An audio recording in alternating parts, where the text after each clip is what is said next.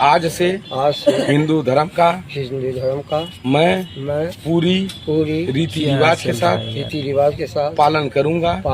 और इसे डंडे से समझोगे तो वो उससे समझाते हैं। तो लोग ये इल्जाम लगाते हैं कि ये तलवार की धार पे पूरा स्प्रेड हुआ है, इस्लाम तलवार की धार पे स्प्रेड हुआ है। अस्सलामुअलैकुम दोस्तों। वैसे तो दोस्तों अंधभक्तों का दावा ही होती है कि इस्लाम दुनिया पर तलवार के जोर पर फैला है। हालांकि दोस्तों इसकी सबूत तो ये लोग नहीं दे पाते हैं, बस दावा करते ही रहते हैं। लेकिन आज जो वीडियो क्लिप हम आगे देखने जा रहे हैं, ये वीडियो क्लिप पर इन अंधभक्तों की भगवा आतंकवादी का एक साक्षात प्रूफ होने जा रहा है। जी हाँ दोस्तों, जहाँ पर हम देख पाएंगे कि किस तरह से ये लोग अपनी अंध धर्म को रक्षा करते हैं, लोगों को डांडा दिखा कर, डरा धमका कर और बहुत ही गंदी गंदी गालियां बक कर। जी हाँ दोस्तों, तो चलिए पहले हम इस वीडियो क्लिप को देखते हैं, जो वाकई एक दर्दनाक वीडियो क्लिप होने वाला है। और साथ ही साथ इसके ऊपर हम एक इस्लामिक नजरिया को भी देखते हैं इसी टॉपिक के ऊपर, जो वीडियो क्लिप हम देखने जा रहे हैं जाहिद पटेल साहब की। तो चलिए आज की इस वीडियो को देख लेते हैं बिना टाइम जाया करते हुए। आइए देखते हैं।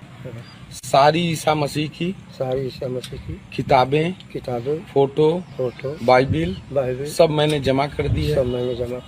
अगर इसके बाद मेरे घर से कुछ भी बरामद होता है तो तेज बोलो, आज खोल देंगे तुम्हारी माता। तेज होता है तो मेरी जिम्मेदारी है। आज से हिंदू धर्म का मैं पूरी रीति रिवाज के साथ पालन करूंगा और पूरी श्रद्धा के साथ हिंदू धर्म का मरने तक निर्वहन करूंगा।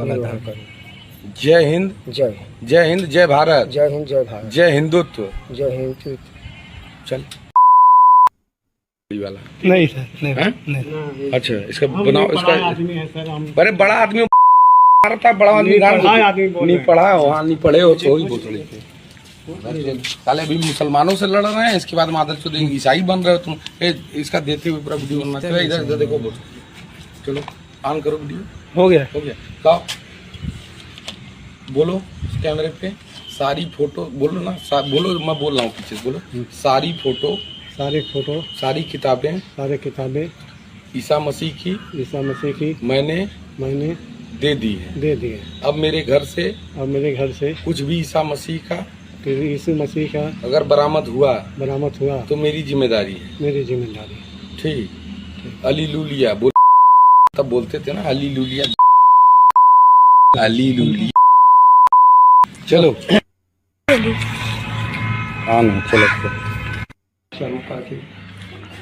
इसे डंडे से समझोगे तो वो उससे समझाते हैं, थाने चल के समझोगे तो वो समझाते हैं। 10 मिनट नहीं डंडा झेल पाओगे, 10 मिनट।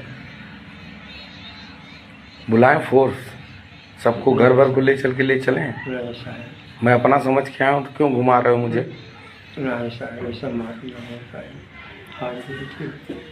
सच बोलो बेटा, यहाँ बैठो, तुम आओ जरा, आओ बैठो, कोई दिक्कत नहीं है, हम तुम्हारे भाई जैसे बैठो तुम। इस बिटिया का जीवन क्यों बर्बाद कर रहे हो? इसको भगवान से क्यों दूर क्यों किए? बोलो, इसको क्यों इसके जीवन में जहर घोले हो? उसको भगवान के बारे में नहीं पता है। पकड़ ले गए, दोनों जने आई हैं। ईसा मसीह के भक्त पहले भैया छोड़ दो, पूरा आवट देख के बना, दोनों आदमी आवट ना फ्रेम में। हाँ, पीछे आके हट के बना। पहले रही भैया शुरू में क्या था जी ना, अरे हमारा था कि शुरू में आवट दोनों नटवर। हाँ, आवट शुरू में हमारा था कि 10 साल पहले हमने जाता है, फिर हम छोड़ दे, फिर हम हो गई।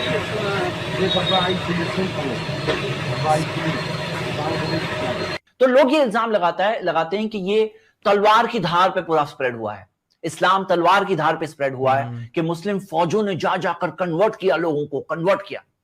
ठीक है, ये इल्जाम है। आइए सवाल का जवाब देखते हैं। सबसे पहले इस्लाम की तालीम जो मैं आपको ऑलरेडी बता चुका हूं, आपकी स्क्रीन पर है। ला इकराह फिद्दीन, दीन में जोर जबरदस्ती नहीं है। क्यों? कद तबय्यन रुश्द मिनल गई, क्योंकि हक जो रुश्द यानी गाइडेंस वाज़ेह है, क्लियर है, मिनल गई गुमराही, जो गाइडेंस है वो क्लियर है, गुमराही है क्लियर है। फोर्स कैसे कर सकते हैं जब जो चीज क्लियर है उसमें फोर्स का कोई सेंस ही नहीं बनता है। सेंस कहां बनता है कि भाई कोई बच्चा है, उसको समझ में नहीं आ रहा है कि ये गटर खुला है, तो तो हम हाथ पकड़ करके उसको खींच के साइड पे करेंगे, उसको नहीं दिखाई दिया। कोई इंसान बड़ा भी हो, अगर उसको दिखाई नहीं दिया कि गटर यहां खुला पड़ा है, हम उसको हाथ भी खींच सकते हैं क्योंकि क्लियर नहीं है ना उसके लिए। लेकिन जब क्लियर है हिदायत और गुमराही तो फोर्स नहीं किया जा सकता। यह है कायदा, यह है बेसिक कायदा। और यह आयत भी मैंने थोड़ी देर पहले पढ़ी, सूरह यूनुस सूरह 10, ये सूरह यूनुस में, सॉरी सूरह बकरा नहीं है, सूरह यूनुस सूरह 10 आयत नंबर 99। वलो शाअ रब्बुका, अगर तुम्हारा रब चाहता, लआमना मन फिल अर्द कुल्लुहुम जमीअन, जो कोई जमीन पर है सब के सब ईमान ले आते। अफांता तुकरिहुन नासा हत्ता यकूनु मुमिनीन, क्या तुम फोर्स करोगे लोगों को यहां तक कि वो ईमान ले आए? नहीं फोर्स कर सकते। अब आइए मैं आपके सामने क्लियर प्रूफ रख रहा हूं, कोई भी इंसाफ वाला इंसान ये देखकर समझ सकता है। देखो ये क्या है? ये है वो एरियाज जहां पे दुनिया में मुस्लिम्स मौजूद है। आप देख रहे हैं जहां बहुत डार्क ग्रीन है वहां पे मुस्लिम्स और ज्यादा है, लाइटर ग्रीन यानी उससे कम है। ये पूरा मुस्लिम्स जो दुनिया भर में स्प्रेड आउट है। देखा आपने चार्ट? देखा? थोड़ा माइंड में रखिए। अब ये देखिए, ये है वो एरिया जहां मुस्लिम फौजें पहुंची, एनी टाइम इन हिस्ट्री पहुंची तो ये एरिया में पहुंची। कंपेयर करिए दोनों को, कंपेयर करिए दोनों को, आपको यहीं पे आंसर मिल जाएगा। ये आप देख रहे हैं कि दुनिया में कहां कहां मुसलमान हैं और कहां कहां फौजें पहुंची। ये देखिए, मैं आपको फिर से बता रहा हूं, ये सारी एरियाज में मुस्लिम्स किस तादाद में मौजूद हैं और कहां कहां पहुंची। अब आप देखिए, आपको दो तीन चीजें मिलेगी। सबसे पहली चीज ये मिलेगी कि ऐसी कई एरियाज है जैसे साउथ ईस्ट एशिया। ये चार्ट में देखिए, साउथ ईस्ट एशिया में दिख रहा है डार्क डार्क ग्रीन दिख रहा है। नीचे की तरफ देखिए, लेफ्ट साइड वाला चार्ट देखिए, जो ग्रीन में आपको दिख रहा है साउथ ईस्ट एशिया, इंडिया के साउथ में नीचे की तरफ, इंडिया के आप देखिए मेरे हाथ से अगर आप देखोगे तो राइट साइड पे मुझे दिख रहा है, राइट नहीं यहां पे देखिए, ये वाला नीचे की तरफ देखिए, कहां पॉइंट कर रहा हूं, ये देखिए नीचे की तरफ देखिए, इंडिया के नीचे वो आपको ग्रीन ग्रीन दिख रहा है। अब आप देखकर ये समझिए कि ये सब जगह पे कोई मुस्लिम फौज नहीं पहुंची है, कोई आर्मी नहीं पहुंची है, इतनी सारी तादाद में मुस्लिम्स हैं। तो ये आर्टिकल में, ये एनालिसिस में बताया गया कि वहां अगर फौज नहीं पहुंची, जो कहते हैं फौज से कन्वर्ट हुए, तो वहां तो ऑब्वियसली फौज नहीं पहुंची। उसके अलावा आप देखोगे कि ऐसी कई एरियाज है जैसे साउथ एशिया के अलावा northern Africa, eastern coast of Africa, वहां पर आपको क्या मिलेगा? वहां पर आपको बहुत सारे मुस्लिम्स मिलेंगे। देखिए सदर्न अफ्रीका देखिए, ईस्टर्न अफ्रीका देखिए, अफ्रीका का ईस्टर्न कोस्ट, हाँ अफ्रीका का ईस्टर्न कोस्ट देखिए, आपको क्या मिलेगा? आपको ये मिलेगा कि वहां डार्क ग्रीन दिख रहा है, वहां कोई फौज नहीं पहुंची है। तो ये कहना कि फौज से ही हुआ है, तो आपका एक सवाल यहां बनता है। क्या सवाल बनता है? सवाल यह बनता है कि ऐसी कितनी एरियाज है जिसमें आज बड़ी तादाद में मुस्लिम्स है, मुस्लिम मेजॉरिटी प्लेसेस है, लेकिन वहां कोई फौज नहीं पहुंची है। हिस्ट्री में कोई मुस्लिम आर्मी वहां पे पहुंची नहीं है। तो ये बात फर्स्ट पॉइंट हुआ जो हम देख रहे हैं। पहली तरफ इस्लाम की तालीम, हाँ। सेकंड चीज, ऐसी जगह है जहां कोई फौज नहीं पहुंची।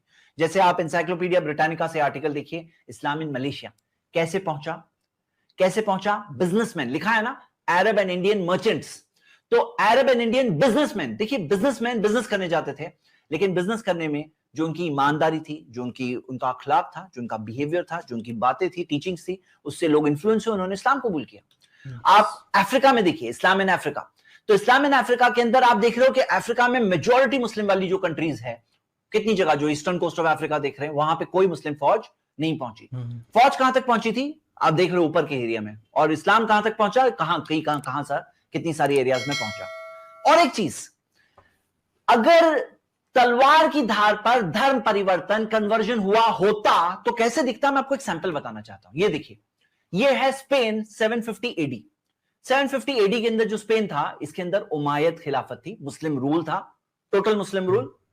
और मुस्लिम रूल कितने साल था? नीचे की लास्ट लाइन देखिए, 711 से लेकर 1492 तक, इतने सारे साल तक, ऑलमोस्ट 800 ईयर्स तक मुसलमानों की हुकूमत थी वहां पर। और उसके बाद में आप देखोगे जैसे कई सारी जो चीजें मिलती है कि 12th सेंचुरी की बिगनिंग में मुसलमानों का नंबर वहां 55 लाख था, जो नंबर है 55 लाख। और आप ये किताब मैथ्यू कार की बुक में ब्लड एंड फेथ में देख सकते हैं कि the purging of Muslim Spain, 55 lakh मुसलमान थे उस जमाने के अंदर, 12th सेंचुरी के अंदर, डॉक्यूमेंटेड। और आप देखोगे 1492 से लेकर 1614 में कितने मुसलमान बचे मालूम है? Zero. The purging of Muslim Spain के अंदर क्या हुआ? मामला यह हुआ कि एक एक के अंदर इंक्विजिशन करके लोगों को कत्ल किया गया, लोगों का कत्ल किया गया। पूरी चेकिंग होती थी कौन अंदर छुपा हुआ मुसलमान है। लोग छुपे हुए होते थे अंदर, अपने ईमान को बचाकर अंदर मुसलमान होते थे, बाहर नहीं दिखाते थे, लेकिन उनके बारे में इंक्वायरीज निकाल निकाल करके उनको किल किया जाता, मारा जाता, उनका टॉर्चर किया जाता। आज भी अगर देखोगे 2016 की जो सेंसस मिलता है उसके अंदर स्पेन की पॉपुलेशन के ना 4% मुस्लिम्स है, वो भी मेजॉरिटी इमिग्रेंट्स हैं जिनके पास स्पेनिश सिटीजनशिप भी नहीं है, यानी आज भी वहां पे ओनली 4% है, वो भी मेजॉरिटी इमिग्रेंट्स है विदाउट सिटीजनशिप। तो यहां पे देखिए, ये एग्जाम्पल है फोर्स कन्वर्जन का एग्जाम्पल।